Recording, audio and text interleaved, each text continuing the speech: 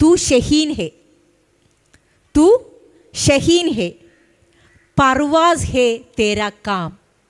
നീ ആരാണ്? നീ ആകാശത്തൂടെ പറക്കുന്ന പക്ഷിയാണ്. പർവാസ് ഹേ തേരാ കാം, നിന്റെ ഉത്തരവാദിത്തം എന്താണ്? ആകാശത്തൂടെ ഉയർന്ന് പറക്കുക എന്നുള്ളതാണ് കരുത്തയായിട്ടുള്ള പക്ഷികളെ നിങ്ങളുടെ ഉത്തരവാദിത്തം എന്ന് എഴുതി വെച്ച കവിയെ ഓർക്കുന്നു. പലപ്പോഴും വിട്ടുപോകുന്ന ഒരു സമ്മേളനം നടത്തുമ്പോൾ പലപ്പോഴും വിട്ടുപോകുന്ന ഒരു വിഷയമാണ് ഇന്ന് ചർച്ചയ്ക്കെടുത്തിട്ടുള്ളത്. ഭരണഘടന, ന്യൂനപക്ഷം, അതുപോലെ ജനാധിപത്യം എന്നുള്ളതാണ്. അപ്പോൾ എവിടുന്ന് തുടങ്ങണം എന്ന് ചോദിച്ചാൽ ഞാൻ പറയാം, നമ്മളിൽ നിന്ന് തുടങ്ങണം എന്നാ. നമ്മളിൽ നിന്ന്, നമ്മൾ ആരാണ് എന്നുള്ളതിൽ നിന്ന് തുടങ്ങണം. ജനാധിപത്യത്തിലേക്ക് എത്തുന്നതിന് മുൻപ് നമ്മൾ സ്വയം തിരിച്ചറിയുക, എവിടെ നിൽക്കുന്ന, ഏത് പ്രതലത്തിൽ നിൽക്കുന്ന മനുഷ്യരാണ് നമ്മൾ. ചരിത്രപരമായിട്ടുള്ള കാര്യങ്ങളൊക്കെ ഇപ്പം നേരത്തെ ബഹുമാന്യനായിട്ടുള്ള ഓണംപള്ളി ഫൈസിയൊക്കെ അദ്ദേഹത്തിൻ്റെ പ്രസംഗത്തിൽ സംസാരിക്കുന്നത് കേട്ടു. എളുപ്പം ഇന്ന് കാണുന്ന രൂപത്തിലേക്ക് വളർന്നു വന്ന ആളുകളല്ല നമ്മൾ ആരും തന്നെ. സ്വാതന്ത്ര്യ സമരത്തിന് ശേഷം യഥാർത്ഥത്തിൽ ഈ നാട്ടിൽ ജീവിക്കുന്ന മുസ്ലിം, ദളിത്, ആദിവാസി, പിന്നോക്ക വിഭാഗങ്ങൾ ഇന്ന് ഈ കാണുന്ന ഒരു രൂപത്തിലേക്ക് മാറിയിട്ടുണ്ട് എങ്കിൽ അതിന് കൃത്യമായിട്ടുള്ള പിന്തുണ നൽകിയിട്ടുള്ളത് ഇന്ത്യയുടെ ഭരണഘടനയാണ്. ഡോക്ടർ BR അംബേദ്കറിൻ്റെ നേതൃത്വത്തിൽ ഒരു ഭരണഘടന രൂപീകൃതമാകുമ്പോൾ അംബേദ്കർ എന്ന് പറഞ്ഞ ദളിതനായിട്ടുള്ള മനുഷ്യൻ അദ്ദേഹത്തിൻ്റെ അനുഭവങ്ങളും അദ്ദേഹം മറ്റുള്ള സ്ഥലങ്ങളിൽ പോയി പഠിച്ചതും ബിരുദങ്ങൾ നേടിയതും ഒക്കെ കൂട്ടിച്ചേർത്തുകൊണ്ട് ഈ നാട്ടിലെ അടിസ്ഥാന വിഭാഗത്തിൽപ്പെട്ട മനുഷ്യർക്ക്, ന്യൂനപക്ഷ വിഭാഗത്തിൽപ്പെട്ട മനുഷ്യർക്ക് അസ്തിത്വം വേണമെങ്കിൽ, നിലനിൽപ്പ് വേണമെങ്കിൽ അതിൽ കൃത്യമായിട്ട് ഭരണഘടനയുടെ പിന്തുണയുണ്ടാവണം എന്ന് വിശ്വസിച്ചിരുന്നു. ആ പിന്തുണയാണ് യഥാർത്ഥത്തിൽ ഇന്നും നമ്മളൊക്കെ അനുഭവിച്ചുകൊണ്ടിരിക്കുന്നത്. നിങ്ങൾക്കറിയാലോ, മൗലിക അവകാശങ്ങൾ എന്ന് പറഞ്ഞുകൊണ്ട് ഇന്ത്യൻ ഭരണഘടനയിൽ ഒരാൾക്കും നിഷേധിക്കാൻ പറ്റാത്ത അവകാശങ്ങൾ, irrespective of your caste, race, നിങ്ങളുടെ സെക്സ്, നിങ്ങളുടെ ചിന്തകൾ, ഇതിനെല്ലാം അതീതമായിട്ട് എല്ലാ മനുഷ്യരെയും തുല്യമായി കാണുന്ന എല്ലാവർക്കുമുള്ള അവകാശങ്ങൾ, അത് നിങ്ങൾ ഉന്നത നിലയിൽ നിൽക്കുന്ന ആളാണ് എങ്കിലും ഏറ്റവും താഴ്ന്ന നിലയിൽ നിൽക്കുന്ന ആളുകളാണ് എങ്കിലും സ്റ്റേറ്റിന്, ഗവൺമെൻറ്റിന് നിഷേധിക്കാൻ പറ്റില്ല എന്നുള്ളത് ഭരണകൂടം കൃത്യമായി പറഞ്ഞു വെക്കുന്നുണ്ട്. അതിനേക്കാൾ മനോഹരമായിട്ടുള്ളത് ഇന്ത്യൻ ഭരണഘടനയുടെ ആമുഖമാണ്. ആ ആമുഖത്തിൽ പറയുന്നത്, we the people of India having solemnly resolve to constitute India എന്നാണ് തുടങ്ങുന്നത്. അതായത് ആരെ ഇവിടുത്തെ നമ്മളെന്ന് പറയുമ്പം ഹിന്ദുവും മുസൽമാനും ക്രൈസ്തവനും ദളിതനും ഒക്കെ ഉൾപ്പെടുന്ന, ബ്രാഹ്മണനും ഒക്കെ ഉൾപ്പെടുന്ന മനുഷ്യർ, ഈ രാജ്യത്ത് ജീവിക്കുന്ന എല്ലാ മനുഷ്യരും ഈ വിയിൽ ഉൾപ്പെടുന്നുണ്ട്, നമ്മൾ എന്ന് പറയുന്ന വാക്കിൽ ഉൾപ്പെടുന്നുണ്ട്. അപ്പം ആ ഒരു ഭരണഘടനയുടെ പ്രത്യേകത എന്ന് പറയുന്നത് എല്ലാവരെയും ഉൾക്കൊള്ളാൻ പറ്റുന്ന ഒരു പ്ലൂറലിസ്റ്റ് ആയിട്ടുള്ള വ്യത്യസ്ത വൈജാത്യങ്ങളുള്ള ഒരു രാജ്യത്തിനെ കൂട്ടിപ്പിടിക്കാൻ അല്ലെങ്കിൽ അതിനെ മുന്നോട്ട് കൊണ്ടുപോകാനുള്ള എഞ്ചിനാണ് യഥാർത്ഥത്തിൽ ഇന്ത്യയുടെ ഭരണഘടന. ഇനി ആ ഭരണഘടന ഉണ്ടാക്കുന്നതിൽ നിങ്ങൾ ഒരുപാട് കേട്ട കഥയായിരിക്കും. എങ്ങനെയാണ് ഡോക്ടർ BR അംബേദ്കർ ഭരണഘടനാ അസംബ്ലിയുടെ ചെയർമാനായിട്ട് മാറിയത് എന്ന്, ആരാണ് അദ്ദേഹത്തിന് അത്തരത്തിലൊരു അവസരം കൊടുത്തത് എന്ന് നോക്കിയാൽ ചരിത്രത്തിൽ ലീഗിൻ്റെ ഇടപെടൽ നിങ്ങൾക്ക് കാണാൻ പറ്റും. ലീഗ് ഇത്തരത്തിലൊരു ഡ്രാഫ്റ്റിംഗ് കമ്മിറ്റി ഉണ്ടാക്കിയതല്ല, പക്ഷേ ആ ഡ്രാഫ്റ്റിംഗ് കമ്മിറ്റിയിലുള്ള പല ആളുകളും അപ്രത്യക്ഷമായപ്പം അതിൽ മരണപ്പെട്ടു പോയവരുണ്ട്, രോഗം കൊണ്ട് അതിലേക്ക് ഇൻവോൾവ് ആവാത്ത ആൾക്കാരുണ്ട്. ഒരു പക്ഷേ സ്വാതന്ത്ര്യത്തിന് ശേഷം ആ ഡ്രാഫ്റ്റിംഗ് കമ്മിറ്റിയിലുള്ള പലരും വളരെ നിസ്സംഗത കാണിച്ച സമയത്ത് BR അംബേദ്കർ എന്ന് പറഞ്ഞ ഒരു ദളിതനായിട്ടുള്ള മനുഷ്യനാണ് ഇനീഷ്യേറ്റീവ് എടുക്കുന്നത്, അല്ലെങ്കിൽ അതിൽ കുറച്ചുകൂടെ ശ്രദ്ധ കാണിക്കുന്നത്, അത് തൻ്റെ ചുമലിലുള്ള ഉത്തരവാദിത്തമാണ് എന്ന് പറഞ്ഞ് പൂർത്തീകരിക്കുന്നത് ദളിതനായിട്ടുള്ള ഡോക്ടർ BR അംബേദ്കർ ആണ്. അപ്പം അങ്ങനെയാണ് നമ്മളുടെ ഭരണഘടനയുടെ തുടക്കം വരുന്നത്. ഇനി അതിൽ നമുക്ക് അഭിമാനിക്കാൻ പറ്റുന്ന ഒരുപാട് കാര്യങ്ങളുണ്ട്. ഇന്ത്യയുടെ ഭരണഘടനാ അസംബ്ലിയിൽ അതിന് ശില്പികളായിട്ടുള്ള ആളുകളിൽ നമ്മളുടെ പ്രധാനപ്പെട്ട നേതാക്കന്മാരുണ്ടായിട്ടുണ്ട്, വനിതാ നേതാക്കന്മാരുണ്ടായിട്ടുണ്ട്. ഖായിദെ മില്ലത്ത് മുഹമ്മദ് ഇസ്മായിൽ സാഹിബിനെ പോലെയുള്ള പ്രഗത്ഭർ അന്നത്തെ ഭരണഘടനാ നിർമ്മാണ സഭയിൽ ഇരുന്നു എന്നുള്ള ചരിത്രം ഇപ്പോഴും നമുക്ക് ഏറെ ഹർഷാരവത്തോടെ പറയാൻ പറ്റുന്ന ചരിത്രമാണ്. അതുപോലെ സ്ത്രീകൾ, ബീഗം ഐസാസ് റസൂൽ എന്ന് പറയുന്ന ഒരു സ്ത്രീ, അവർ ഇന്ത്യയുടെ ഭരണഘടനാ നിർമ്മാണ സഭയിൽ തട്ടമിട്ടിരുന്ന അല്ലെങ്കിൽ ഒരു മുസ്ലിം നാമധാരിയായിട്ടുള്ള ഒരു വ്യക്തിയാണ്. അവരെ പാർലമെൻറ്റിൽ അന്നത്തെ ആ കമ്മിറ്റിയിലേക്ക് കൊണ്ടുവരുന്നത് അക്കാലത്തെ മുസ്ലിം ലീഗാണ്. പിന്നീട് അവർ കോൺഗ്രസ്സിലേക്കൊക്കെ പോയിട്ടുണ്ട് എങ്കിലും അന്നത്തെ പ്രസൻസ് എടുത്തു നോക്കിയാൽ അവിടെയൊക്കെ നമ്മളുടെ സംവിധാനത്തിൻ്റെ ഇടപെടലുകൾ നിങ്ങൾക്ക് കാണാൻ പറ്റും. അപ്പം ഞാൻ പറഞ്ഞു വരുന്നത്, ഇന്ന് ഈ കാണുന്ന പ്രത്യേകിച്ച് നിങ്ങൾക്കറിയാം ഒരു വരേണ്യ വിഭാഗം ഇവിടെ നിലവിലുണ്ട്. നേരത്തെ ഇവിടെ സംസാരിച്ചപ്പം ബഹുമാന്യനായിട്ടുള്ള ഫൈസി പറയുന്നത് നിങ്ങൾ ശ്രദ്ധിച്ചിട്ടുണ്ടാകും. ഇവിടെ ബ്രാഹ്മണ വിഭാഗത്തിൻ്റെ അതിപ്രസരമുള്ള കാലമായിരുന്നു. നാട്ടിലൂടെ ഏതെങ്കിലും ഒരു ഇഴവ അല്ലെങ്കിൽ താഴ്ന്നതായിട്ട് അവർ പറയപ്പെടുന്ന ജാതിയിൽപ്പെട്ട ആളുകൾ പോകുമ്പം ഓയ് ഓയ് ശബ്ദമുണ്ടാക്കും. ഇവരുടെ മുമ്പിലേക്ക് വരാൻ പറ്റില്ല. ഇനി ഇവർ നടന്ന വഴിയിൽ കൂടെ പോകാൻ പറ്റില്ല. അങ്ങനെ പോവുകയാണെങ്കിൽ എന്ത് ചെയ്യും? അരയിൽ ചൂല് കെട്ടിവെക്കും. ആ ചൂല് കെട്ടിവെച്ചിട്ട് ഈ പോണ വഴികൾ ഇങ്ങനെ വൃത്തിയാക്കി പോകുന്ന ഒരു കാലമുണ്ടായിരുന്നു. ഇവരുടെ മുമ്പിൽ ചെന്ന് പെട്ടാൽ കഥ കഴിയുന്ന ഒരവസ്ഥയുണ്ടായിരുന്നു. അങ്ങനെയുള്ള കാലത്ത്, അങ്ങനെ ഒരു ബ്രാഹ്മണവൽകൃത സംസ്കാരമുള്ള നാട്ടിൽ നിന്നാണ് ഇങ്ങനെ ഈ പറയുന്ന ആളുകളുടെ കാലടിയുടെ ഇടയിൽ കിടന്ന് ഞെരുങ്ങുന്ന ഒരു വിഭാഗത്തിനെ മോചിപ്പിച്ചു കൊണ്ടുവരുന്നത്. ആ വിഭാഗത്തിൽപ്പെട്ട ആളുകളാണ് യഥാർത്ഥത്തിൽ ഇവിടെയുള്ള മൈനോറിറ്റീസ് എന്ന് പറയുന്ന ചരിത്രപരമായിട്ട് ന്യൂനപക്ഷരായിട്ടുള്ള ആളുകൾ. ഈ ന്യൂനപക്ഷം എന്ന് പറയുമ്പോൾ ഒരുപാട് വലിയൊരു ടോപ്പിക്കാണത്. മർദ്ദിക്കപ്പെടുന്നവന് ന്യൂനപക്ഷമാണ്, മർദ്ദിക്കപ്പെടുന്ന വ്യക്തികൾ ന്യൂനപക്ഷമാണ്, സ്ത്രീകൾ ന്യൂനപക്ഷമാണ്, കുഞ്ഞുങ്ങൾ ന്യൂനപക്ഷമാണ്. Weaker section of the society എന്ന് പറയും. ഏതെങ്കിലുമൊക്കെ തരത്തിൽ വീക്കറായിട്ടുള്ള കമ്മ്യൂണിറ്റിയെ നമുക്ക് ന്യൂനപക്ഷമായിട്ട് വിളിക്കാം. ചിലപ്പം എണ്ണത്തിൽ കൂടുതൽ ഉണ്ടാകാം, ഒരു നാട്ടിൽ എണ്ണത്തിൽ കൂടുതലായിരിക്കും അവർ, പക്ഷെ അവർക്ക് സംവിധാനങ്ങളൊന്നും ഉണ്ടാവില്ല. അങ്ങനെയുള്ളവരെ ന്യൂനപക്ഷം എന്ന് വിളിക്കാം. ന്യൂനപക്ഷം എന്ന് പറയുന്ന വാക്കിൻ്റെ ഡെപ്ത് യഥാർത്ഥത്തിൽ സിറ്റുവേഷൻ അനുസരിച്ച്, അവിടുത്തെ സർക്കംസ്റ്റൻസിന് അനുസരിച്ചിട്ടാണ് നമുക്ക് വായിക്കാൻ പറ്റുക. ഇന്ത്യയെ സംബന്ധിച്ചിടത്തോളം ഈ നാട്ടിലുള്ള മുസ്ലിം ജനത, ദളിത് ജനത, സിഖ്, ഒരു ക്രൈസ്തവ വിഭാഗത്തിൽപ്പെട്ട ആളുകൾ, ട്രൈബൽസ് ഒക്കെ മൈനോറിറ്റീസാണ്. സ്ത്രീകൾ മൈനോറിറ്റീസാണ്. അതേപോലെ മറ്റുള്ള പ്രയാസങ്ങൾ അനുഭവിക്കുന്ന ആളുകൾ, ഭിന്നശേഷിക്കാരായിട്ടുള്ള ആളുകൾ, ഇവരൊക്കെ മൈനോറിറ്റീസാണ്. അപ്പം അങ്ങനെയുള്ള ഒരു കമ്മ്യൂണിറ്റിയെ വിളിക്കുന്ന പേരാണ് മൈനോറിറ്റീസ് എന്നുള്ളത്.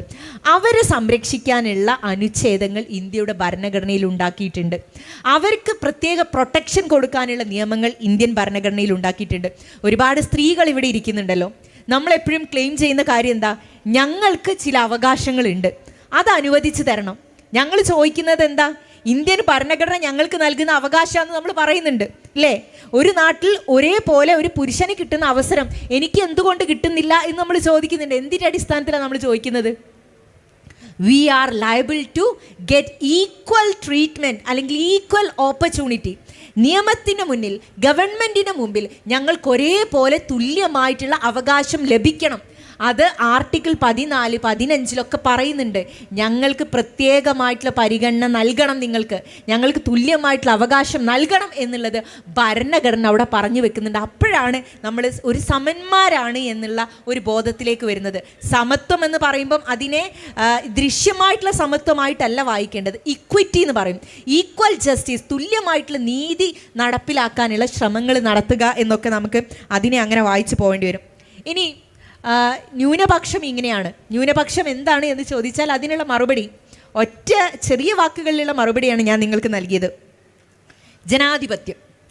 എന്താ ജനാധിപത്യം? ജനാധിപത്യം ശരിയാണോ എന്ന് ചോദിക്കുന്നുണ്ടാവും. നമ്മളോട് ഒരു മലയാളം തർജ്ജമ ചോദിച്ചാൽ എന്താ പറയുക? നമ്മൾ ജനങ്ങളുടെ ആധിപത്യമാണ് ജനാധിപത്യം എന്ന് നമ്മൾ പറയും. ശരിക്കും ജനാധിപത്യം എന്ന് പറഞ്ഞാൽ എന്താ അറിയോ? നമ്മുടെ നാട്ടിൽ നടക്കുന്ന അല്ലെങ്കിൽ ലോകത്തെ പല സ്ഥലങ്ങളിലും നടക്കുന്ന ജനാധിപത്യം എന്ന് പറഞ്ഞാൽ ഈ നാട്ടിലെ കൂടുതൽ മനുഷ്യർക്ക് വേണ്ടിയിട്ട് ഭരിക്കപ്പെടുന്ന ഒരു ഗവൺമെൻറ്റിൻ്റെ പേരാ ജനാധിപത്യം. അല്ലേ? അല്ലേ? ഏറ്റവും കൂടുതൽ വോട്ട് കിട്ടിയ ആളാണ് എന്താവുന്നത്? ജയിച്ചു വരുന്നത്. അങ്ങനെ ജയിച്ചു വരുന്ന ആളുകളിൽ തിരഞ്ഞെടുക്കപ്പെട്ട ആളുകളാണ് സ്റ്റേറ്റായിട്ട് ഗവൺമെൻറ്റായിട്ട് ഫോം ചെയ്യുന്നത്. അപ്പം നിങ്ങളുടെ ശബ്ദം എവിടെ? അപ്പം നിങ്ങളുടെ ശബ്ദം എവിടെ? കൂട്ടത്തിൽ ഒരു വലിയ വിഭാഗം ആളുകൾക്ക് ഒരു കാര്യമാണ്, ഒരേ തീരുമാനമാണ്, അല്ലെങ്കിൽ ഒരു അഭിപ്രായമാണ്.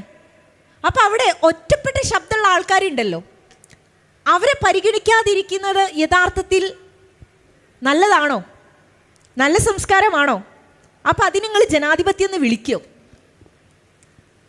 ചോദ്യമല്ലേ? യഥാർത്ഥത്തിൽ ജനാധിപത്യം എന്ന് പറഞ്ഞാൽ മെജോറിറ്റേറിയൻ റൂളിംഗ് ആണ് യഥാർത്ഥത്തിൽ ജനാധിപത്യം എന്ന് പറയുന്നത്. പക്ഷെ അവിടെ നമുക്ക് ഒരു ഉപാധി ഉണ്ട്. ഇന്ത്യൻ ഭരണഘടന ഒരു ഉപാധി നൽകുന്നുണ്ട്. അതെന്താണെന്ന് അറിയാം നിങ്ങൾക്ക്? റിപ്പബ്ലിക് എന്നുള്ള ഒരു പദം നിങ്ങൾ കേട്ടിട്ടുണ്ടോ നിങ്ങൾ? റിപ്പബ്ലിക്. എന്താ റിപ്പബ്ലിക് എന്ന് പറയുന്നത്? റിപ്പബ്ലിക് എന്ന് പറഞ്ഞാൽ നമുക്ക് ചില കാര്യങ്ങളുണ്ട്. ആ കാര്യങ്ങളിൽ നമ്മൾ ആദ്യം ഒരു തീർപ്പ് കൽപ്പിച്ചു വെച്ചു. ഫോർ എക്സാമ്പിൾ, നമുക്കൊരു ഭരണഘടന ഉണ്ട് അല്ലേ?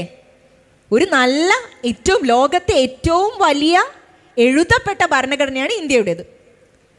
ആ ഭരണഘടന അവിടെയുണ്ട്.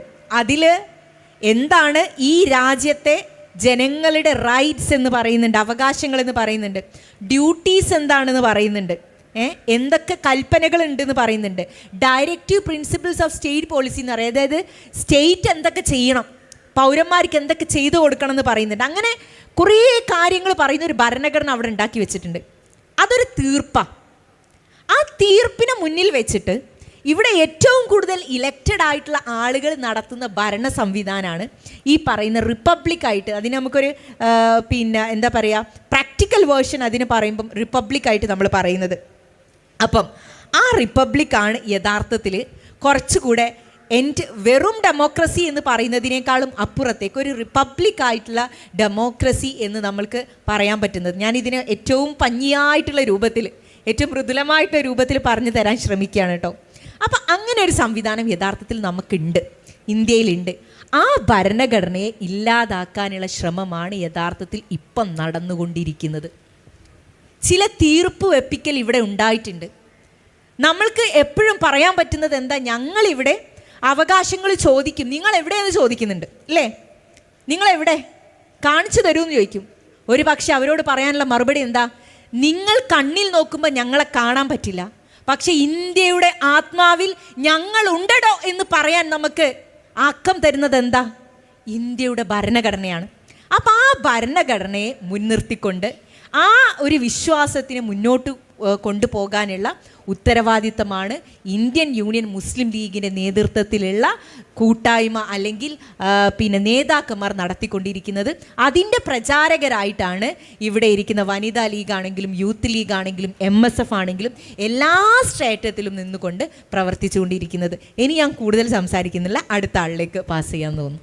ആരോടും ചോദിക്കാനില്ലാതെ നിങ്ങൾക്ക് എന്ത് ബില്ലും ഇവിടെ പാസ്സാക്കാം എന്നുള്ള ഒരു ഓട്ടോക്രസിയിലേക്ക്, ഒരു ഏകാധിപത്യ സ്വരത്തിലേക്ക് കാര്യങ്ങൾ മാറിക്കഴിഞ്ഞു. യഥാർത്ഥത്തിൽ ഇതൊരു വലിയ വെല്ലുവിളിയാണ്. ഇന്ത്യയുടെ ഭരണഘടനയെ, ഇവിടെയുള്ള മുഴുവൻ നിയമവ്യവസ്ഥയെയും വെല്ലുവിളിക്കുന്ന ഒരു രീതിയാണിത്. ഞാൻ നേരത്തെ നിങ്ങളോട് റിപ്പബ്ലിക്കിൻ്റെ പ്രത്യേകത എന്താണെന്നറിയോ? അത് ലിമിറ്റഡ് ഡെമോക്രസിയാണ്. നിങ്ങൾക്ക് ഏറ്റവും കൂടുതൽ ശക്തരായിട്ടുള്ള ആൾക്ക് ഇവിടെ രാജ്യം ഭരിക്കാൻ പറ്റും. പക്ഷെ അങ്ങനെ ഭരിക്കുമ്പോൾ എന്ത് ചെയ്യും? ലിമിറ്റ് ചെയ്യപ്പെടുകയാണ്. നിങ്ങൾക്ക് എന്തും ചെയ്യാൻ പറ്റില്ല. അപ്പം രാജ്യം ഭരിക്കുന്ന RSSന് അല്ലെങ്കിൽ ഇവിടെയുള്ള ഫാസിസ്റ്റ് ഗവൺമെൻറ്റിന് മുന്നിലുള്ള തടസ്സം എന്ന് പറയുന്നത് ഒരേ ഒരു കാര്യമാണ്. അത് ഇന്ത്യയുടെ ഭരണഘടനയാണ്. ആ ഭരണഘടനയെ ഇല്ലാതാക്കുക എന്നുള്ളതാണ്. അതിനെക്കുറിച്ച് ആലോചിക്കുക, അതിന് ഏതൊക്കെ തരത്തിൽ നിയമങ്ങൾ കൊണ്ടുവരാൻ പറ്റും, അട്ടിമറികൾ ചെയ്യാൻ പറ്റും, അല്ലെങ്കിൽ ഇതിനെ ചോദ്യം ചെയ്യുന്ന ആളുകളെ മിണ്ടാതാക്കാൻ പറ്റും, അവരെ ഉന്മൂലനം ചെയ്യാൻ പറ്റും എന്നുള്ളതിനെക്കുറിച്ച് ഇവരിങ്ങനെ ആലോചിച്ചു കൊണ്ടേയിരിക്കുന്നുണ്ട്. ഇപ്പം നിങ്ങൾ നോക്കൂ, നമ്മളൊക്കെ ഏറെ പവിത്രമായി കണ്ടിരുന്ന, നമ്മളൊക്കെ പോളിംഗ് ബൂത്തിൽ പോയി വോട്ട് ചെയ്യുക എന്ന് പറയുമ്പം ജനാധിപത്യ അവകാശം നമ്മൾ പൂർത്തീകരിക്കുന്നു എന്നുള്ള ഒരു സന്തോഷത്തോടു കൂടിയാണ് തിരിച്ചു വരുന്നത്. എന്നാൽ ആ വോട്ടർ ലിസ്റ്റിൽ അട്ടിമറി നടത്തിയിട്ട് ഈ നാട്ടിലുള്ള ഗവൺമെൻറ്റിനെ ആകെ അട്ടിമറിച്ചിട്ടുള്ള ഒരു സംഭവമാണ് ഈ കഴിഞ്ഞ ദിവസങ്ങളിൽ ശ്രീ രാഹുൽ ഗാന്ധിയുടെ നേതൃത്വത്തിലുള്ള ഒരു ഇടപെടലായിട്ട്, അല്ലെങ്കിൽ ഒരു എന്താ പറയുക, ഒരു വലിയ സമര രൂപത്തിലേക്ക് മാറ്റിയിട്ടുള്ളത്. അദ്ദേഹം തന്നെ പറയുന്നുണ്ട്, അദ്ദേഹം അവസാനം ബംഗാളിൽ സംസാരിച്ചപ്പോൾ പറഞ്ഞത്, നരേന്ദ്രമോദി, അദ്ദേഹമാണോ പ്രിയങ്ക ഗാന്ധിയാണോ എന്ന് ഓർക്കുന്നില്ല, നരേന്ദ്രമോദി ഈ ഘട്ടത്തിൽ, രണ്ടാം ഘട്ടത്തിൽ അധികാരത്തിൽ വന്നത് തികച്ചും കള്ള വോട്ടുകൾ കൊണ്ടാണ്. ഒരു പാർലമെൻറ്റ് ഇലക്ഷന് ജയിക്കാൻ വേണ്ടിയിട്ട് ഏകദേശം വേണ്ട കള്ള വോട്ടുകളൊക്കെ ഉണ്ടാക്കിയിട്ടുണ്ട്. ABCD മുതൽ XYZ വരെയുള്ള പേരുകൾ, എവിടെയുമില്ലാത്ത അഡ്രസ്സുകൾ, ഒറ്റമുറിയിൽ 20-ലധികം ആളുകൾ താമസിക്കുന്നുണ്ട് എന്നുള്ള വിവരങ്ങൾ, ഇതൊക്കെ യഥാർത്ഥത്തിൽ ഉണ്ടാക്കിയിട്ടുള്ളത് ഈ നാട്ടിലുള്ള വ്യവസ്ഥയെ വെല്ലുവിളിക്കാനുള്ള കാര്യങ്ങളാണ്. അപ്പം ആദ്യം തന്നെ ചെയ്യുന്നത് ഇവിടെയുള്ള ഇലക്ട്രൽ സിസ്റ്റത്തിന്, ഇലക്ഷൻ കമ്മീഷൻ നിങ്ങൾക്കറിയാം, ഒരു കോൺസ്റ്റിറ്റ്യൂഷണൽ ബോഡിയാണ് ഇലക്ഷൻ കമ്മീഷൻ എന്ന് പറയുന്നത്. ആ ഇലക്ഷൻ കമ്മീഷനിലേക്ക് തങ്ങളുടെ നോമിനിയെ ഉണ്ടാക്കുകയാണ് ഒരു അമെൻമെൻറ്റിലൂടെ. അതായത് തങ്ങൾക്ക് പാർലമെൻറ്റിൽ അധികാരമുണ്ട്, കൂടുതൽ മെജോറിറ്റി ഉണ്ട്, കൂടുതൽ മെമ്പർമാരുണ്ട് എന്ന് കരുതിയിട്ട് ഇന്ത്യൻ ഭരിക്കുന്ന വ്യക്തികൾ മതി ഇലക്ഷൻ കമ്മീഷനിൽ നിന്ന് വെക്കുന്നു. അതിനനുസരിച്ചിട്ട് അട്ടിമറികൾ എല്ലാ സ്ഥലത്തും നടത്തുന്നു. നമുക്കറിയാം നാട്ടിൽ വോട്ടിംഗ് മെഷീനുകൾ വന്നത് ഏത് സമയത്താണെന്ന്, ആരാ താല്പര്യം എടുത്തത്. വോട്ടിംഗ് മെഷീൻ വന്ന അന്ന് മുതൽ നമ്മൾ ഇവരുടെ അട്ടിമറിയെക്കുറിച്ച് സംശയിക്കുന്നുണ്ട്. ഇന്നത്തെ ഇന്ത്യ മുന്നണിയിലുള്ള പല നേതാക്കന്മാരും പറഞ്ഞിട്ടുണ്ട്, വോട്ടിംഗ് മെഷീൻ പ്രോപ്പർ അല്ല, ബാലറ്റ് സിസ്റ്റത്തിലേക്ക് പോകണം എന്നുള്ള ആവശ്യം പറഞ്ഞിട്ടുണ്ട്. ഞങ്ങൾ വോട്ട് എണ്ണാൻ റെഡിയാണ്. ആർക്കാ സമയമില്ലാത്തത്? ആർക്കാ ഇത്ര ധൃതി? ഞങ്ങൾ വോട്ട് എണ്ണാൻ റെഡിയാണ് എന്ന് ഇന്ത്യ മുന്നണിയിലുള്ള ആൾക്കാർ പറഞ്ഞിട്ടുണ്ട്. ഇവർക്ക് പറ്റൂല, ഇവർക്ക് കൊട്ടക്കണക്ക് വേണം, ഇവർക്ക് മാനിപ്പുലേഷൻ നടത്തണമെങ്കിൽ ഈ രൂപത്തിലുള്ള സംവിധാനം വേണം. അപ്പം അങ്ങനെ ഇന്ത്യൻ ഭരണഘടനയുടെ സ്ഥാപനങ്ങളെയൊക്കെ പോക്കറ്റിലാക്കാനുള്ള പണിയെടുത്തു ഇവർ. ഇനി ഇതിനെതിരെ പ്രതികരിക്കുന്നവർ നിങ്ങൾ നോക്കൂ, പ്രതികരിക്കുന്നവരുടെ നാവരിയാനുള്ള ശ്രമങ്ങൾ നടത്തുന്നു. നിങ്ങളുടെ മുഖത്ത് നോക്കിയിട്ട് പറയല്ലേ ഇവർ, നിങ്ങൾ ഇന്ത്യക്കാരല്ലാന്ന്, നിങ്ങൾ ഇന്ത്യൻ പൗരന്മാരല്ല. ഇവർക്ക് ഇഷ്ടമുള്ള ഈ നാട്ടിൽ ജീവിച്ചിരിക്കാത്ത, ഈ നാട്ടിൽ അഡ്രസ് ഇല്ലാത്ത മനുഷ്യന്മാരെ വോട്ടർ ലിസ്റ്റിൽ ഇവർ ചേർക്കുന്നുണ്ട്. എന്നാൽ ഈ വോട്ടർ ലിസ്റ്റിലുള്ള ഇന്ന് ജീവിച്ചിരിക്കുന്ന പലരെയും അവർ ഈ അടുത്ത കാലത്തല്ലേ ഷഹീൻ ബാഗിലേക്ക് സമരം ചെയ്യാൻ വേണ്ടി പോയത് നിങ്ങൾ എന്തിൻ്റെ അടിസ്ഥാനത്തിലാണ്? നിങ്ങൾ ഇന്ത്യക്കാരാണ് എങ്കിൽ രേഖയുമായിട്ട് വരൂ എന്ന് പറഞ്ഞ നരേന്ദ്രമോദിയോട് അതിന് ഞങ്ങൾക്ക് മനസ്സില്ല എന്ന് പറഞ്ഞവരാ നമ്മൾ. എന്നിട്ടും അങ്ങനെ ഒരു നിയമം കൊണ്ടുവന്നു, ഇനി അത് നടപ്പിലാക്കുമെന്ന് പറഞ്ഞു. ഇപ്പോഴും നമ്മൾ പ്രതിരോധിക്കാൻ വേണ്ടിയിട്ട് മുന്നിൽ നിൽക്കുന്നുണ്ട്. ഭരണഘടന ഇവർ പേടിക്കുന്നത് പോലെ തന്നെ ഈ നാട്ടിൽ ഇങ്ങനെ അടിച്ചമർത്താൻ ശ്രമിക്കുന്ന, അരികുവൽക്കരിക്കാൻ ശ്രമിക്കുന്ന, ക്രൂശിക്കാൻ ശ്രമിക്കുന്ന, മനുഷ്യനെ നിരന്തരം വേട്ടയാടുന്ന ആളുകൾ ശബ്ദമായിട്ട് മാറുന്നത് ഇവർക്ക് പ്രശ്നമാണ്. അതുകൊണ്ടാണ് ബുൾഡോസർ രാജുകൾ വരുന്നത്. നിങ്ങളുടെ വീടുകൾ നോക്കിയിട്ട് മുസൽമാൻ്റെ വീടാണെങ്കിൽ പൊളിക്കാൻ ഓർഡർ വരിക, പോയി പൊളിക്കാണ്, ചോദിക്കാൻ നിനക്ക് അധികാരമില്ല എന്ന് പറയുന്നു. ആ രൂപത്തിൽ അക്രമാസക്തമായിട്ടുള്ള സംഭവങ്ങൾ നാട്ടിൽ നടക്കുന്നത് യഥാർത്ഥത്തിൽ ഇവരുടെ ഉള്ളിലുള്ള ആ ഫാസിസ്റ്റ് ചിന്തയിൽ നിന്ന് ഉന്മൂലനം ചെയ്യുക വേണ്ട. ഇവർ വേണ്ട. നിങ്ങൾ ആലോചിച്ച് നോക്കി, എപ്പം പറയുന്നുണ്ട് ഇവരിത്? എന്ന് തുടങ്ങിയതാ? 1947 തുടങ്ങിയിട്ടുണ്ട്. നിങ്ങളുടേതല്ല മണ്ണ്, നിങ്ങളുടേതല്ല ഈ നാട്. ഈ നാട്ടിൽ ബ്രിട്ടീഷുകാർ ആൾക്കാരിൽ ഈ പറയുന്ന മഹാന്മാരുടെ പേരൊന്നും ഉണ്ടാവില്ല. അവരുടെ കാല് പിടിക്കാൻ പോയവരിൽ ഞങ്ങളുടെ നേതാക്കന്മാരില്ല. കഷ്ടപ്പെട്ടിട്ടാണ് ഈ രൂപത്തിൽ താണ്ടി വന്നിട്ടുള്ളത്. നമ്മൾ ഇല്ലായ്മയിൽ നിന്നാണ് നമ്മൾ മുന്നോട്ട് വന്നിട്ടുള്ളത്. സ്കൂളിൽ പഠിക്കാൻ അനുവദിച്ചിട്ടില്ലായിരുന്നു, ചികിത്സ നിഷേധിച്ചവരായിരുന്നു, ഉണ്ടായിരുന്നു നാട്ടിൽ. ജോലി ചെയ്യാൻ വേണ്ടിയിട്ട് കഷ്ടപ്പെട്ട് പാടത്ത് പോയപ്പം തിരിച്ച് ജീവനില്ലാതെ വന്ന ചേതനയറ്റ ശരീരങ്ങൾ നമ്മുടെ നാട്ടിൽ ഉണ്ടായിട്ടുണ്ട്. ജന്മിമാരുടെ ആട്ടും തുപ്പും സഹിച്ച മനുഷ്യർ ഈ നാട്ടിൽ ഉണ്ടായിട്ടുണ്ട്. അവരോടൊക്കെ മനോഹരമായിട്ട് പ്രതിരോധിക്കാനുള്ള ശേഷി ഈ മണ്ണിൽ ഉണ്ടാക്കിയത് ന്യൂനപക്ഷരായിട്ടുള്ള ആളുകളുടെ രാഷ്ട്രീയ ചിന്ത തന്നെയാണ്. എനിക്കതിന് പറയാനുള്ള മറുപടി എന്താ ഇതിന് പ്രതിവിധി എന്നായിരിക്കും. എന്താ ഇതിന് പ്രതിവിധി? അല്ല, ഇങ്ങനെയൊക്കെ ചെയ്യുമ്പോൾ എന്താ നമ്മൾ ചെയ്യുക? തിരിച്ച് സമരം ചെയ്യാൻ പോവാണോ? അല്ല. മനോഹരമായിട്ടുള്ള മറുപടി എല്ലാ കാലഘട്ടത്തിലും ന്യൂനപക്ഷ വിഭാഗങ്ങൾ നടത്തിയിട്ടുണ്ട്. അതിനെ ഞാൻ പറയുന്നത് ക്രിയേറ്റീവ് റെസിസ്റ്റൻസ് എന്നാ. ക്രിയേറ്റീവ് റെസിസ്റ്റൻസ്, ക്രിയേറ്റീവ് എന്ന് പറഞ്ഞാൽ നിങ്ങളെ പഠിപ്പിക്കാൻ വേണ്ടി ഉണ്ടാക്കിയെടുത്തു. ഞങ്ങൾ യൂണിവേഴ്സിറ്റികൾ ഉണ്ടാക്കി. അവിടെ ഇന്ന് പ്രധാന അധ്യാപകന്മാരും VC-മാരുമായിട്ട് ഇരിക്കാൻ പറ്റുന്ന ശേഷിയുള്ള ആളുകളെ ഞങ്ങളെ കൂട്ടത്തു നിന്നുണ്ടാക്കി. ആശുപത്രികൾ ഉണ്ടാക്കിയില്ലേ ഞങ്ങൾ എന്തിന് ഈ വ്യവസ്ഥയിലേക്ക്, ഈ സർക്കാർ വ്യവസ്ഥയിലേക്ക് കൊണ്ടുപോകാനുള്ള ആളുകളെ ഉണ്ടാക്കാൻ ഈ സംവിധാനത്തിലൂടെ സാധിച്ചു. അതുകൊണ്ട് ക്രിയേറ്റീവ് റെസിസ്റ്റൻസ്, നിങ്ങൾ എത്ര തവണ ഇങ്ങോട്ട് എന്ത് ഫാസിസ്റ്റ് ഐഡിയോളജിയുമായിട്ട് വന്നാലും അതിനെ പ്രതിരോധിക്കാനുള്ള സൃഷ്ടിപരമായിട്ടുള്ള പ്രതിരോധം തീർക്കാനുള്ള കെൽപ്പ് യഥാർത്ഥത്തിൽ ഈ സമൂഹത്തിലുള്ള ആളുകൾ നേടിയെടുത്തു. അതിന് നമ്മളൊക്കെ നെഞ്ചിലേറ്റുന്ന ഈ പാർട്ടി പ്രധാനപ്പെട്ട ഒരു ഘടകമായി എന്ന് തന്നെയാണ് വിശ്വസിക്കുന്നത്. ചരിത്രം അതാണ് നമുക്ക് പറഞ്ഞു തരുന്നത്. നിങ്ങൾ ശ്രദ്ധിച്ചിട്ടുണ്ടാവും, എവിടൊക്കെ സ്ത്രീകളെ കണ്ടിട്ടില്ലെങ്കിലും അപ്പം വിളിക്കുക ലീഗിനെയാണ്. ഫോൺ നമ്പർ കയ്യിലുള്ളതുകൊണ്ട് നമ്മളൊക്കെ വിളിക്കും. നിങ്ങൾ സ്ത്രീ പ്രാതിനിധ്യത്തിൽ വളരെ പിന്നിലാണ്, നിങ്ങൾ പിന്തിരിപ്പന്മാരാണ്, പുരുഷാധിപത്യ സംഘടനയാണ് എന്നൊക്കെ നിരന്തരമായിട്ട് വിളിക്കുകയും പറയുകയും ചെയ്യുന്നത് നമ്മൾ കേട്ടിട്ടുണ്ട്. 2012 സെപ്റ്റംബർ 11 ഹരിത എന്ന് പറഞ്ഞൊരു സംഘടന ഉണ്ടാവുന്നത്.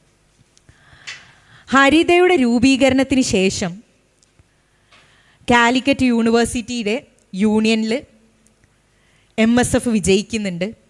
സെനറ്റിലേക്ക് പെൺകുട്ടികൾ വിജയിച്ച് കയറുന്നുണ്ട്. എന്തിനിപ്പം കാലിക്കറ്റ് യൂണിവേഴ്സിറ്റിയുടെ അമരത്ത് ഷിഫാന എന്ന് പറയുന്ന ഒരു പെൺകുട്ടിയായിരിക്കുന്നത്. ചരിത്രപരമായിട്ടുള്ള ഒരു അടയാളപ്പെടുത്തലാണത്. ഇനി ഈ ഹരിത കേരളത്തിലെ MSF ഉള്ള എല്ലാ സ്ഥലങ്ങളിലും ഉണ്ട്. എന്തിനാ ഹരിത എന്നൊക്കെ പലരും ചോദിക്കുന്നുണ്ട്. പെൺകുട്ടികൾക്ക് മാത്രമായിട്ട് ഇരിക്കാനുള്ള ഇടം, പരസ്പരം കമ്മ്യൂണിക്കേറ്റ് ചെയ്യാനുള്ള അവകാശം, അത് MSFന് ചെയ്തുകൂടാന്ന് ചോദിച്ചാൽ ചെയ്യാൻ പറ്റും. പക്ഷെ അതിനപ്പുറത്തേക്ക് ഒന്നുകൂടെ ഒരു സ്വതന്ത്ര ചിന്തയോട് കൂടിയിട്ട് ഇടപെടാൻ, പ്രശ്നങ്ങളെക്കുറിച്ച് സംസാരിക്കാനൊക്കെയുള്ള, അല്ലെങ്കിൽ അതിനകത്ത് നിന്നുകൊണ്ട് ക്രിയേറ്റീവായിട്ടുള്ള കാര്യങ്ങളെ കൂട്ടിച്ചേർക്കാൻ, MSFലേക്ക് കൂട്ടിച്ചേർക്കാനൊക്കെയുള്ള ഇടപെടൽ ഹരിത നടത്തുന്നുണ്ട്. ഇന്ന് ഹരിതയ്ക്ക് പകരമായിട്ട് കേരളത്തിലെ ക്യാമ്പസുകളിൽ ഏത് സംഘടനയാണ് ഉള്ളത് എന്നൊന്ന് പരിശോധിച്ച് നോക്കണം. പകരം വെക്കാൻ മറ്റൊരു സംഘടന ഇല്ല എന്ന് തന്നെയാണ് എൻ്റെ അറിവ്, എൻ്റെ പഠനം, എൻ്റെ ബോധ്യം. ഇനി അത് കഴിഞ്ഞ് നിങ്ങൾ നോക്കൂ, വനിതാ ലീഗ് ഏറ്റവും ആക്റ്റീവായിട്ട് മുസ്ലിം ലീഗിൻ്റെ കീഴിൽ നിന്നുകൊണ്ട് പല തരത്തിലുള്ള പരിപാടികളിൽ ലീഗിനെ സഹായിച്ചും അല്ലാതെ ഒറ്റയ്ക്കും ഒക്കെ പല പരിപാടികളും വനിതാ ലീഗിൻ്റെ നേതൃത്വത്തിൽ നടത്തി വരുന്നുണ്ട്. ഇനി ഇതൊന്നുമല്ല ഹിസ്റ്ററി.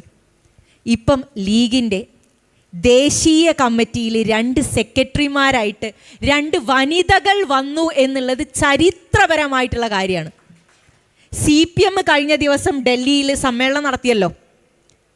അവരുടെ സെക്രട്ടേറിയറ്റിലേക്ക് എത്ര സ്ത്രീകൾ എടുക്കാൻ പറ്റി?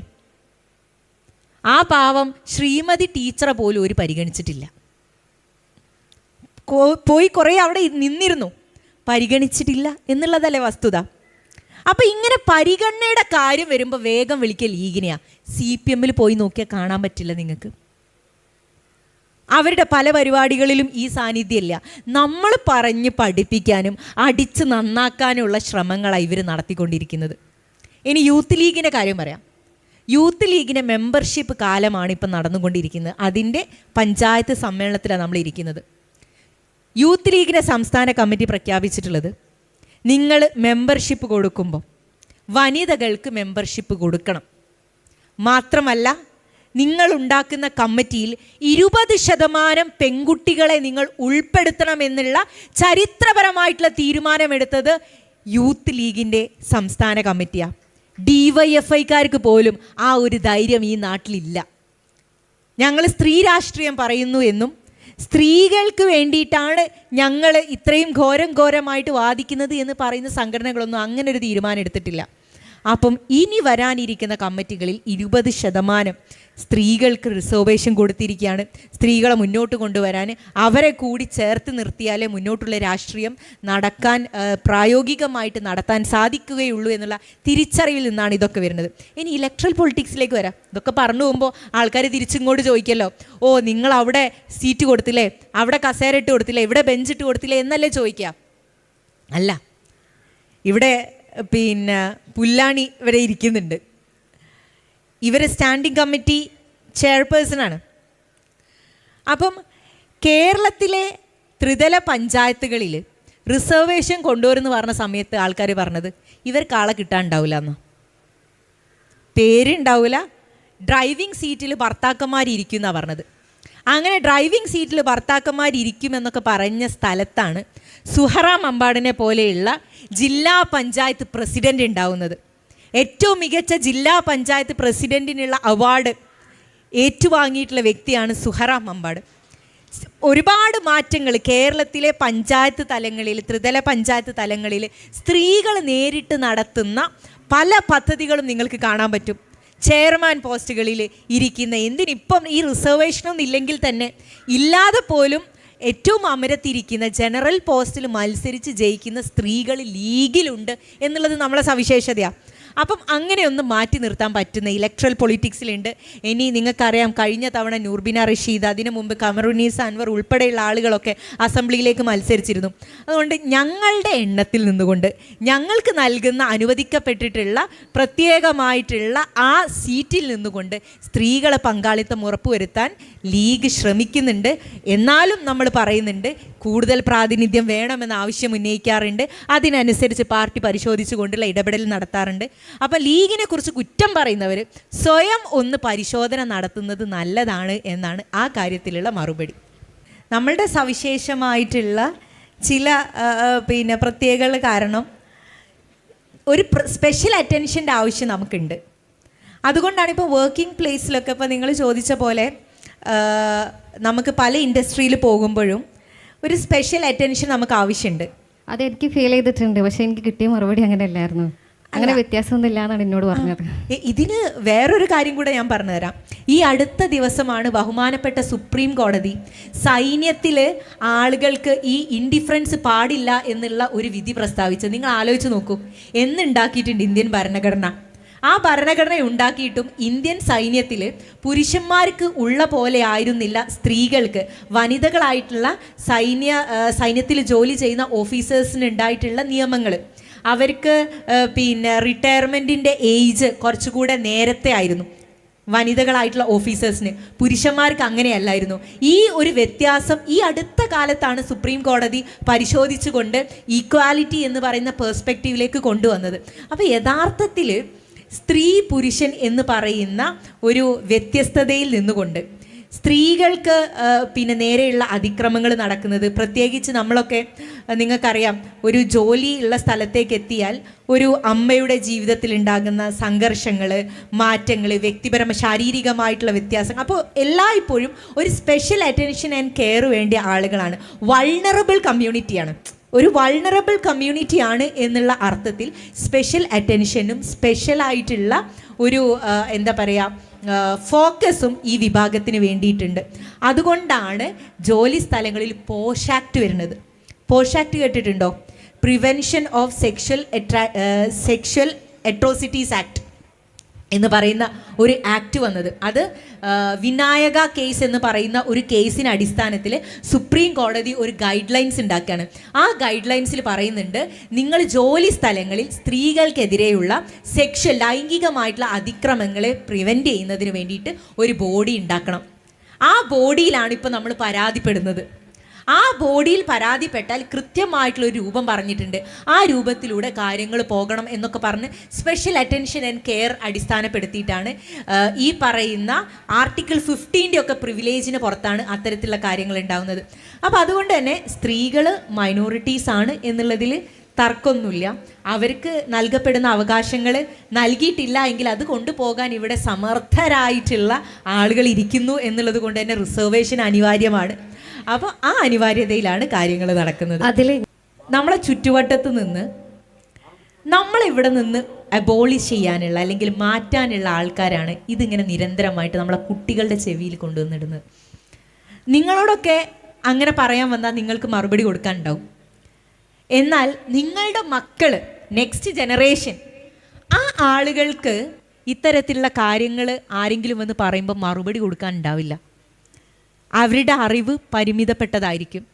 അവരിതിനെക്കുറിച്ച് ചിന്തിക്കാൻ സമയമില്ല. നമ്മൾ മക്കളെ ഇങ്ങനെ ബിസി ആക്കി നിർത്തുക അല്ലേ? ഒന്ന് ആലോചിച്ച് നോക്കണേ. നമ്മൾ സ്കൂളിൽ കൊണ്ടുപോയി ചേർത്തിയതിന് ശേഷം കുട്ടി എപ്പോഴൊന്ന് ഫ്രീ ആവുന്നത്?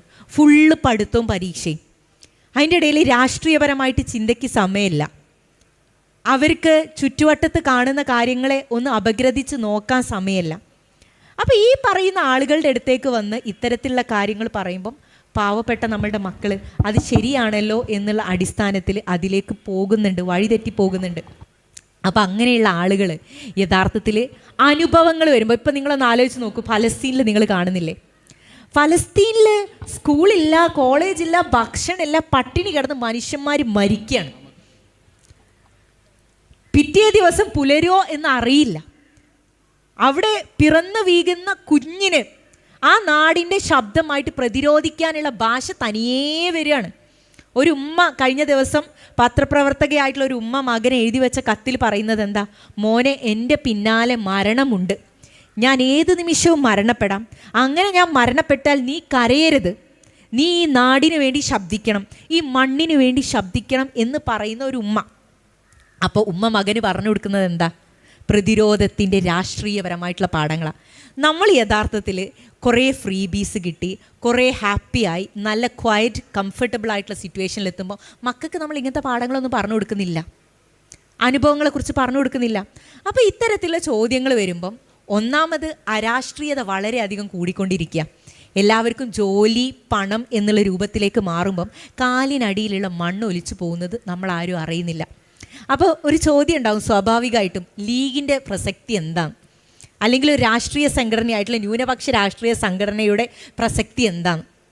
നിങ്ങൾക്ക് സ്വത്വബോധത്തിനെ കുറിച്ച് സംസാരിക്കാൻ, നിങ്ങൾക്ക് ആഗോളവൽക്കരണത്തിനെ കുറിച്ച് സംസാരിക്കാൻ, മുതലാളിത്ത ബോധത്തിനെ കുറിച്ച് സംസാരിക്കാൻ, കാലാവസ്ഥ വ്യതിയാനത്തിനെ കുറിച്ചൊക്കെ സംസാരിക്കാൻ, ചോദ്യങ്ങൾ ചോദിക്കാൻ, നിങ്ങൾക്ക് പ്രതിരോധിക്കാൻ, നിങ്ങൾക്ക് ശരിയും തെറ്റും പറയാൻ നിങ്ങൾക്കൊരിടം വേണം, വേണ്ടേ? ആ ഇടമാണ് യഥാർത്ഥത്തിൽ ഇന്ത്യൻ യൂണിയൻ മുസ്ലിം ലീഗ് എന്ന് പറഞ്ഞ പാർട്ടി. അപ്പോൾ ആ പ്രതലത്തിനെ നിർമ്മിക്കുക, അതിലേക്ക് ആളുകളെ കൊണ്ടുവരിക, പ്രതിരോധിച്ചു കൊണ്ട് കടന്നു പോവുക എന്നുള്ള ഉത്തരവാദിത്വം നമുക്കുണ്ട്. ഒരു കാര്യം കൂടി ആഡ് ചെയ്യാം കേട്ടോ. BR അംബേദ്കർ ഭരണഘടന ഉണ്ടാക്കുമ്പോൾ തന്നെ പറഞ്ഞൊരു കാര്യമുണ്ട്. ഇതിൽ മൈനോറിറ്റീസ് എങ്ങനെ പിടിച്ചു നിൽക്കുന്നുള്ളൊരു ചോദ്യം അന്നത്തെ അസംബ്ലി ഡിബേറ്റിൽ വന്നിട്ടുണ്ടായിരുന്നു. അപ്പോൾ പറഞ്ഞ കാര്യം എന്താ പറയുക? മൈനോറിറ്റീസ് എപ്പോഴും ജാഗ്രതയോടെ മുന്നോട്ട് പോകണം. നിങ്ങളെപ്പോഴും ജാഗ്രത പുലർത്തണം. ജാഗ്രത പുലർത്തുന്ന പേടിച്ചിരിക്കുക എന്നല്ല, ഏത് സമയവും സന്ദർഭവും വരുമ്പം അതിനനുസരിച്ചിട്ടുള്ള തീരുമാനങ്ങൾ എടുക്കാനും സൃഷ്ടിപരമായിട്ട് അതിനെ കൈകാര്യം ചെയ്യാനുള്ള ഇടപെടൽ നിങ്ങൾക്കുണ്ടാവണം. നമ്മൾ മിണ്ടാതിരുന്നാൽ കാലിനടിയിൽ മണ്ണും എടുത്തിട്ട് ഈ ആളുകൾ ഇവിടെ നിന്ന് സ്ഥലം കാലിയാക്കും. അപ്പോൾ പെൺകുട്ടികളാണെങ്കിലും ആൺകുട്ടികളാണെങ്കിലും രാഷ്ട്രീയപരമായിട്ട് കൂടുതൽ ചിന്തയുണ്ടാക്കുക. പിന്നെ മതബോധം എന്ന് ആ കാര്യം കൂടെ ഒന്ന് അഡ്രസ്സ് ചെയ്തേക്കട്ടെ. മതബോധം എന്ന് പറയുന്നത് വ്യത്യസ്തരായിട്ടുള്ള മനുഷ്യരാണ് നമ്മൾ ഈ മണ്ണിൽ ജീവിക്കുന്നത്. ഞാൻ നേരത്തെ പറഞ്ഞ പോലെ ഷഹീൻ ബാഗ് അല്ലേ, നമ്മളൊക്കെ കേട്ട് പരിചയമുള്ളതാ ഷഹീൻ ബാഗ്. എന്താ ഷഹീൻ ബാഗ് എന്ന് പറഞ്ഞ വാക്കിന് അർത്ഥം എന്നറിയോ നിങ്ങൾക്ക്? അറിയോ? ഷഹീൻ എന്ന് പറഞ്ഞാൽ ഒരു കിളിയാ. ഫാൽക്കൺ എന്ന് പറഞ്ഞിട്ട് ആകാശത്തൂടെ പറക്കുന്ന ഒരു കിളിയുടെ പേരാണ് ഷഹീൻ എന്നുള്ളത്. ബാഗ് എന്ന് പറഞ്ഞാൽ തോട്ടാണ്, പൂന്തോട്ടം. പല വ്യത്യസ്തമായിട്ടുള്ള പൂക്കളുള്ള സ്ഥലമാണ് ബാഗ്. ഷഹീൻ ബാഗ് എന്ന് പറഞ്ഞാൽ ഉയരത്തിൽ പറക്കുന്ന വ്യത്യസ്ത വൈജാത്യങ്ങളുള്ള ഒരു നാടിനെ സൂചിപ്പിക്കാൻ പറ്റിയ പദമാണ് ഷഹീൻ ബാഗ് എന്നുള്ളത്. അവിടേക്ക് നമ്മൾ പോയി പറയുന്നത് എന്താ? ഒറ്റയ്ക്ക് നിങ്ങൾ ഒരു രൂപത്തിലേക്കാക്കല്ല, വൈവിധ്യങ്ങൾ നിറഞ്ഞ ഈ നാട്ടിൽ ഞങ്ങൾക്ക് ഇവിടെ ജീവിക്കണം എന്നുള്ളത് ഞങ്ങളുടെ ആഗ്രഹമാണ്. അതിനു വേണ്ടിയിട്ടാണ് ഞങ്ങൾ പൊരുതുന്നത് എന്നാണ് പറഞ്ഞു വെക്കുന്നത്. അപ്പം അവസാനിപ്പിക്കുകയാണ്. അല്ലാമ ഇക്ബാലിൻ്റെ ഒരു 2 വരി കവിതാശകലം മാത്രം നിങ്ങളെ ഏൽപ്പിക്കുകയാണ്.